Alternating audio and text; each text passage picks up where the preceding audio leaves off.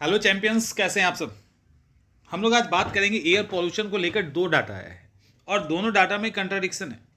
एक कहता है कि भारत में एयर पॉल्यूशन की स्थिति ठीक है, एक कहता है खराब है। अब डाटा थोड़ा सा आगे पीछे का है, मतलब सेम ईयर का नहीं है। अब देखिए, जो दो डाटा है उसमें पहला हम लोग इंटरनेशनल यूनिवर्सिटी को देखते हैं, जिसमें शिकागो यूनिवर्सिटी है। शिकागो यूनिवर्सिटी के एक अध्ययन से पता चला है कि 2021 और 22 में वायु प्रदूषण यानी इंडिया में एयर पॉल्यूशन में अच्छी खासी कमी आई है। अच्छा, एक और बात, आप लोगों को पीडीएफ का चुल रहता है ना कि पीडीएफ हमें चाहिए। तो जिनको पीडीएफ चाहिए वो ऐप डाउनलोड कर लीजिएगा। ऐप के अंदर जो free I think free courses का सेक्शन है, उसमें करंट अफेयर्स में आपको ये पीडीएफ मिल जाएगा। जो भी इस तरह के लॉन्ग लेक्चर अपलोड हो रहे हैं ना करंट अफेयर्स पे, उसके पीडीएफ आपको मिल जाएंगे। अब इसको किया किसने है? तो शिकागो यूनिवर्सिटी का जो ऊर्जा नीति संस्थान है ईपीआईसी, उसके द्वारा ये स्टडी की गई है। उनका वायु गुणवत्ता कोष है, उसने किया है। मैटर ये करता है कि क्या कमा है। देखिए, भारत के अंदर कहा यह गया कि 2021 में जो पॉल्यूशन था 51.3 था, ये कम होकर 41.4 हो गया। ठीक है, और 41 पॉइंट से कितना कम हो रहा है देखा, लगभग 10 के आसपास की कमी हो रही है, 9.9 की। भारत में 42.6% नागरिक, एक इसी डाटा में कहा गया, ऐसे क्षेत्रों में रहते हैं जहां वायु गुणवत्ता मानक 40 से अधिक है। एक ये भी है, हम लोग इसको भी देखेंगे, इंडियन स्टैंडर्ड क्या है इसको भी देखेंगे, और ये इंपॉर्टेंट भी है। इसने बड़ा ही कमाल का डाटा दिया है। इन्होंने कहा है कि यदि पॉल्यूशन में कमी होती है, ठीक है, प्रदूषण में कमी होती है, तो एक व्यक्ति एवरेज निकाला जाए अगर भारत का, तो 1 साल का एज बढ़ जाएगा। किससे? एयर पॉल्यूशन के से सिर्फ कम होने से। और अगर पॉल्यूशन को WHO के गाइडलाइन पे प्रदूषण को कंट्रोल किया जाता है, तो ये कहा गया है कि दिल्ली में एवरेज एज सबसे अधिक 7.8 ईयर तक बढ़ सकता है, 7.8। उसके बाद उत्तर परगना क्षेत्र बंगाल, उसमें 3.6 का एवरेज एज बढ़ सकता है यदि ऐसा किया जाता है। तो ये भी डाटा है। और ये भी कहा गया है कि जो एयर पॉल्यूशन है, जो वायु प्रदूषण है, इसके कारण लोग ज़्यादा मरते हैं, बशर्ते जो तंबाकू है, टोबैको के कारण लोग जो मरते हैं, माल न्यूट्रिशन के कारण मरते हैं, गंदे पानी के कारण मरते हैं, इससे ज़्यादा एयर पॉल्यूशन के कारण मरते हैं। और कई डॉक्टर्स से जिनसे मेरी कांटेक्ट, उनका ये कहना है कि एयर पॉल्यूशन बहुत ही खतरनाक है, कई तरह के डिजीज वो लेके आता है। इसमें इन्होंने कहा है कि एयर पॉल्यूशन के कारण 3.6 एवरेज एज कम हो रहा है, जबकि तंबाकू के कारण, तंबाकू का ना, हाँ, जबकि बाल और मातृ कुपोषण यानी माल न्यूट्रिशन में 1.6, तंबाकू के कारण 1.5 साल, और पॉल्यूटेड पानी पीते हैं तो मात्र 8.4 महीने। तो प्रदूषित पानी से मात्र 8.1 साल भी नहीं, तंबाकू से 1.5 साल, और माल न्यूट्रिशन से 1.6, और एयर पॉल्यूशन से 3.6, जो चारों तरफ है।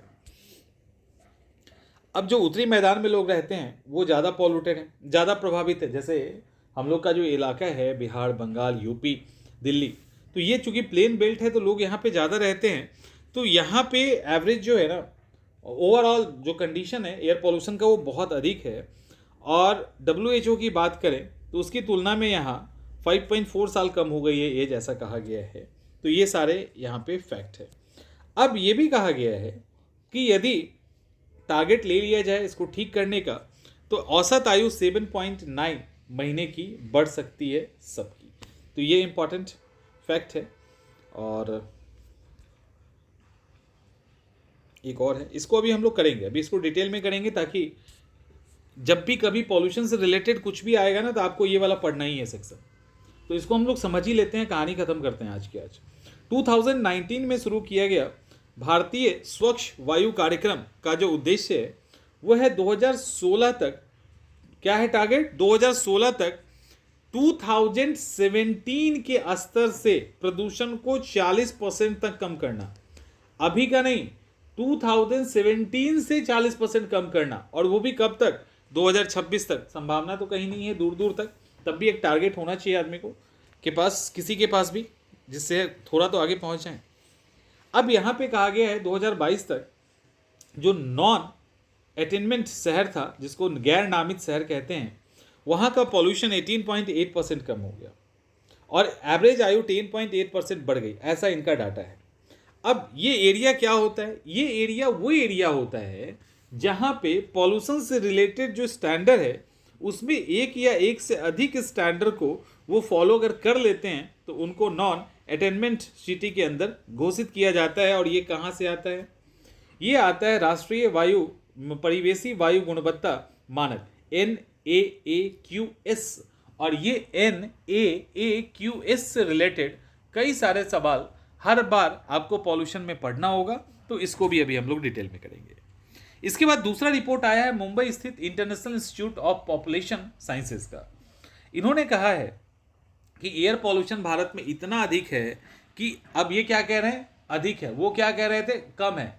अब इन मुंबई स्थित जो इंटरनेशनल इंस्टीट्यूट है इसने कहा कि इतना अधिक है कि हर कैटेगरी के लोगों की डेथ हो रही है। इसमें जो न्यू बॉर्न बेबी है, खास करके नवजात शिशु, उन पे इसका 86% असर है। और कमाल की बात यह है कि 5 साल से कम उम्र के यानी जो बच्चे हैं उस पे इसका असर 100 से 120% तक है और एडल्ट में 13% तक, ये कहा गया है। मुंबई स्थित international institute for population sciences ने अभी टोटल 700 जिले का एयर क्वालिटी का सर्वे किया। इन्होंने कहा है कि जिन घरों में किचन अलग नहीं है वहाँ पे जो न्यू बॉर्न बेबी है और जो जवान लोग हैं उनके मौत की संभावना अधिक है, किचन अलग नहीं है तो। और इन्होंने PM पर्टिकुलर मैटर 2.5 पे रिसर्च किया है और रिसर्च के अंदर इन्होंने जो डाटा लिया है वो डेटा राष्ट्रीय परिवार स्वास्थ्य सर्वेक्षण, राष्ट्रीय परिवेशी वायु गुणवत्ता मानक, इनसे ये डाटा इन्होंने लिया है। अब रिसर्च के अंदर क्या मिला है? रिसर्च के अंदर इन्होंने एक्चुअली PM 2.5 पे काम किया है। ये बताने की कोशिश कर रहे हैं कि 40 माइक्रोग्राम प्रति घन मीटर से अधिक जहां PM 2.5 मिला है उसका और घरेलू वायु प्रदूषण के बीच में बहुत बड़ा रिलेशन है। और जहां भी ऐसा देखा गया, न्यू बॉर्न बेबी 19%, बच्चों में 17% और वयस्क में 30% डेथ रेट को देखा गया है। तो ये इंपॉर्टेंट है। और खास करके कहा गया है कि नॉर्थ इंडिया वाले इलाके में ज़्यादा पॉल्यूशन है। अभी शिकागो का रिपोर्ट भी यही था। अब नॉर्थ इंडिया के अंदर ज़्यादा पॉल्यूशन के पीछे कारण है, एक तो जो भी पराली जलाते हैं और ये सब अवशेष फसल जो बच जाता है उसको जला देना। इसके बाद एग्रीकल्चर प्रोसेस, इंडस्ट्री बहुत ज़्यादा है, मैन्युफैक्चरिंग यूनिट बहुत ज़्यादा है। इन सब से जो चीज़ें बाहर निकलती है उसके कारण ये दिक्कत होता है। तो इस पे भारत को ध्यान देना चाहिए और कम से कम NAAQS के स्तर पे पहुंचाना चाहिए। अभी क्या है अब देखिए, अब ये आपको अभी के अभी देख लेना चाहिए क्योंकि ये टर्म आपको लगातार पीछा करेगा। जब भी आप करंट अफेयर्स में पॉल्यूशन पढ़ोगे ना, एयर पॉल्यूशन आपको दिखेगा। अब ये है क्या? इसको कहते हैं राष्ट्रीय वायु गुणवत्ता मानक। ठीक है, राष्ट्रीय वायु गुणवत्ता मानक। अब इसको CPCB के द्वारा यानी केंद्रीय प्रदूषण नियंत्रण बोर्ड के द्वारा जो निर्धारित वायु गुणवत्ता मानक है उसको पूरे देश में लागू किया जाता है और इन्होंने ही लागू किया है। CPCE को ये पावर कहाँ से मिलता? तो प्रदूषण निवारण और नियंत्रण अधिनियम 1981, याद कर लीजिए इसको भी। वायु प्रदूषण निवारण और नियंत्रण अधिनियम 1981, इससे इनको ताकत मिलता है। और इस मानक का जो विकास है वो 1982 में वायु अधिनियम के अनुसरण में किया गया है। अब देखो हुआ क्या कि ये लोग क्या करते हैं, स्टैंडर्ड तय करते हैं। इस स्टैंडर्ड से नीचे है तो ठीक है, इससे अधिक है तो खराब है। तो भारत के लिए अलग से स्टैंडर्ड सेट किया गया है एयर पॉल्यूशन के लिए और केंद्रीय प्रदूषण नियंत्रण बोर्ड ने इसको सेट किया। सबसे पहली बार में 1982 में इसको डेवलप किया गया था। उसके बाद 1994 में इसको अमेंड किया गया, फिर 1998 में अमेंड किया गया। तो जो 1982 में लाया गया था उसको 2 बार किया गया और तीसरी बार 2009 में अमेंड किया गया। अभी यही 2009 वाला जो अमेंडमेंट है, जो स्टैंडर्ड तय किया गया है, उसी स्टैंडर्ड पे आज हम भारत के अंदर वायु के स्टैंडर्ड को मापा जाता है। अब इसमें यह कहा गया है कि पहले औद्योगिक क्षेत्र के लिए आवास के तुलना में यानी जो रेसिडेंशियल एरिया था उसके तुलना में काफ़ी सख्त स्टैंडर्ड था। अब उसको ख़त्म कर दिया गया एक तरह से। तो 2009 के मानक में जो मैक्सिमम सीमा है ना उसको एक तो कम किया गया है और देश भर में जितने भी मानक हैं, जिनमें देश भर में हर एक एरिया के लिए उन्होंने एक स्टैंडर्ड तय कर दिया है। तो ये इंपॉर्टेंट है। और इसके साथ अभी 2019 में टोटल 12 इंडिकेटर हैं। उसमें PM10, PM2.5, NO2 nitrogen dioxide, SO2 sulphur dioxide, CO carbon monoxide, ozone, ammonia, सीसा, बेंजीन, बेंजोपाइरीन, आर्सेनिक और निकेल, इनको शामिल किया गया है। इन 12 आधार पर ही अभी पॉल्यूशन के इंडिकेटर को जारी किया जाता है। तो ये इंपॉर्टेंट है, अब क्लियर हो जाएगा।